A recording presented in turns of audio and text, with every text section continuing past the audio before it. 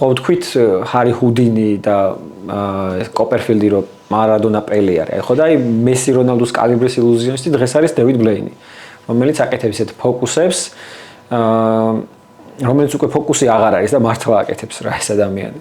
ანუ როგორ აგიხსნა? აი მაგალითად YouTube live-შიც იყო გასული 7500 რაღაც მეტრზე ავიდა ბუშტებით. მე იქიდან გადმოხდა და live-ში იყო YouTube-ზე გასული რა. მაგალითად თავის შოუზე ტყვია დაიჭირა პირით, ოღონდ კბილებით და რამე კი არა, პატარა რკინის ისეთი რაღაც რკინის რაღაც მასალის მოწყობილობა ქონდა, ძალიან პატარა. და ალბათ 20 მეტრიანი დისტანციით ნამდვილი ტყვია ესროლეს და იმაში უნდა მოხვედრილი იყო რა. ადამიანის ხასიათი.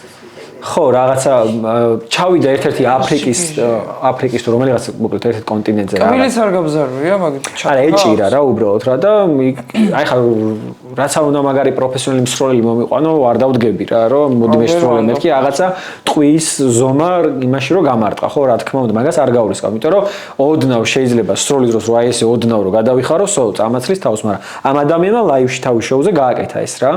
ჩავიდა ერთ-ერთ რაღაც სადღაც კონტინენტის რაღაც ქვეყანაში, ვიღაც ტომის რომელიღაც იმასთან იცხოვრა რაღაც პერიოდის განმავლობაში და ისწავლა, აი ცოტა არაესთეტიური რაღაც უნდა ვთქვა რა. ამ ადამიანს შეძლო წყალი დაელია, ასე აკლემებით იჩერებდა და მე რაც არ უნდა დაელია, იგივე რაოდენობას უკან იღებდა და ეს ადამიანი იყო, რომელიც ასე ტანსაცმელს რეცხავდა და ხელებს იბანდა და რაღაც იგიჟებს აკეთებდა. ამან ეს ისწავლა ეს პროცესი და გამოიყენა მე ფოკუსებში რა. მაგალითად შუა ერთ-ერთ ღამის შოუში ბაყაყი ამოიყვანა პირიდან რა. ანუ ბაყაყი მქონდა მუცელში. კაიხან ესე წარმოიდგინე ხო ჩვენ რო ლაპარაკობდით და უცბად რაღაც ცხოველი რო აგარჩევინო, შენ ბაყაყი რო თქვა და ეხა პირიდან რომ ბაყაყი რო ამოიყვანა და მე ისე უკან რო ჩავიბრუნო რა. აღონთ ეს ადამიანი მართლა აკეთებს რა ესეთ რაღაცებს და უკვე დიდი ხანია გაცდა ამ ფოკუსებს რა.